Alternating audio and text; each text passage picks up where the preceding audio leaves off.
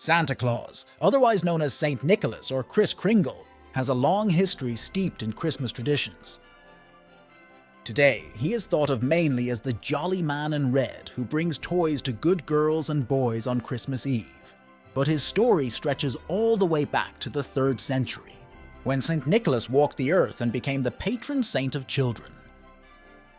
The legend of Saint Nicholas, the real Santa Claus. The legend of Santa Claus can be traced back hundreds of years to a monk named Saint Nicholas. It is believed that Nicholas was born sometime around AD 280 in Patara, near Myra in modern-day Turkey. Much admired for his piety and kindness, Saint Nicholas became the subject of many legends. It is said that he gave away all of his inherited wealth and traveled the countryside helping the poor and sick. One of the best-known Saint Nicholas stories is the time he saved 3 poor sisters from being sold into slavery by their father by providing them with a dowry so that they could be married. Over the course of many years, Nicholas's popularity spread, and he became known as the protector of children and sailors. His feast day is celebrated on the anniversary of his death, December 6th. By the Renaissance, Saint Nicholas was the most popular saint in Europe. Even after the Protestant Reformation, when the veneration of saints began to be discouraged, Saint Nicholas maintained a positive reputation, especially in Holland. Sinterklaas comes to New York. Saint Nicholas made his first inroads into American popular culture towards the end of the 18th century. In December 1773, a New York newspaper reported that groups of Dutch families had gathered to honor the anniversary of his death. The name Santa Claus evolved from Nick's Dutch nickname Sinterklaas, a shortened form of Sint Nicolaas. In 1804, John Pintard, a member of the New York Historical Society, distributed woodcuts of St. Nicholas at the Society's annual meeting.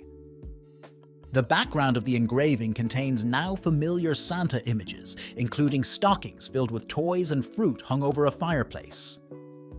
In 1809, Washington Irving helped to popularize the Sinterklaas stories when he referred to St. Nicholas as the patron saint of New York in his book, The History of New York. Shopping mall Santas. Gift-giving, mainly centered around children, has been an important part of the Christmas celebration since the holiday's rejuvenation in the early 19th century. Stores began to advertise Christmas shopping in 1820, and by the 1840s, newspapers were creating separate sections for holiday advertisements, which often featured images of the newly popular Santa Claus. In 1841, thousands of children visited a Philadelphia shop to see a life-size Santa Claus model. It was only a matter of time before stores began to attract children and their parents with the lure of a peek at a live Santa Claus. In the early 1890s, the Salvation Army needed money to pay for the free Christmas meals they provided to needy families. They began dressing up unemployed men in Santa Claus suits and sending them into the streets of New York to solicit donations. Those familiar Salvation Army Santas have been ringing bells on the street corners of American cities ever since. Perhaps the most iconic department store Santa is Kris Kringle in the 1947 classic Santa Claus movie Miracle on 34th Street. A young Natalie Wood played a little girl who believes Kris Kringle when he says he is the real Santa Claus. Miracle on 34th Street was remade in 1994 and starred Lord Richard Attenborough and Mara Wilson. The Macy's Santa has appeared at almost every Macy's Thanksgiving Day parade since it began in 1924, and fans of all ages still line up to meet the Macy's Santa in New York City and at stores around the country, where children can take pictures on Santa's lap and tell him what they want for Christmas. 'Twas the night before Christmas. In 1822, Clement Clark Moore, an Episcopal minister, wrote a long Christmas poem for his 3 daughters entitled An Account of a Visit from St. Nicholas, more popularly known as "'Twas the Night Before Christmas." Moore's poem, which he was initially hesitant to publish due to the frivolous nature of its subject, is largely responsible for our modern image of Santa Claus as a right jolly old elf, with a portly figure and the supernatural ability to ascend a chimney with a mere nod of his head. Although some of Moore's imagery was probably borrowed from other sources, his poem helped popularize the now familiar image of a Santa Claus who flew from house to house on Christmas Eve. in a miniature sleigh led by 8 flying reindeer to leave presents for deserving children.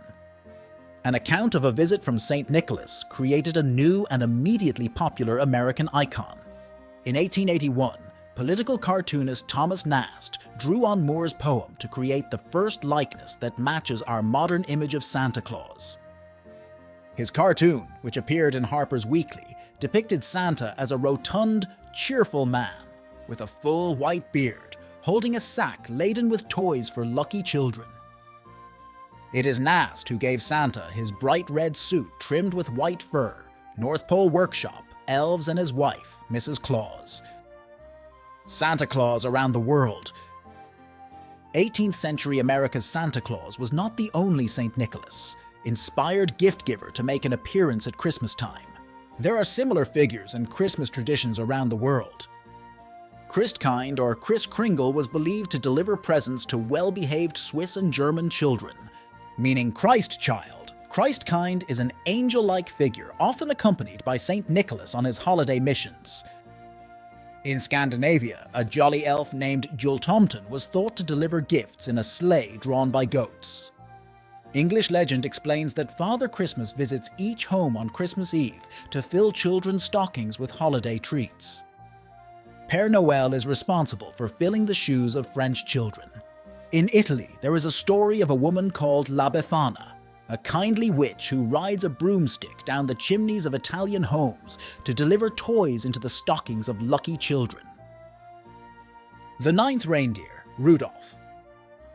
Rudolph, the most famous reindeer of all, was born over 100 years after his 8 flying counterparts. The red-nosed wonder was the creation of Robert L. May, a copywriter at the Montgomery Ward department store. In 1939, May wrote a Christmas-themed story poem to help bring holiday traffic into his store.